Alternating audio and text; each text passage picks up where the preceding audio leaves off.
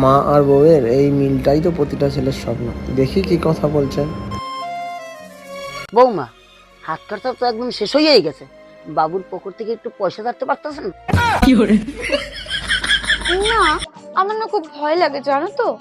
এখনো ভয় পাও তুমি? তাহলে এতদিন বসে তোমার আমি কি ট্রেনিং দিলাম বলো তো?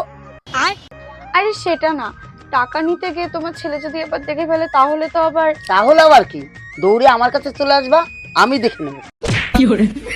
মা, অনলাইনে না একটা ক্রিম দেখেছি, ক্রিমটা আমাকে কিনতেই হবে, কিন্তু আমার কাছে না একদম পয়সা নেই। এই জন্যই তো বলি বাবুর পকেট থেকে কিছু টাকা নাও। মা, আমি না ওর পকেট থেকে অল্প একটু টাকা নিয়েছি।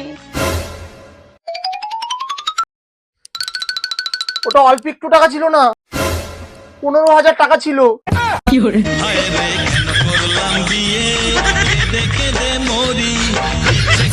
গলায় গামছা দিয়ে ঝুলে পড়ি।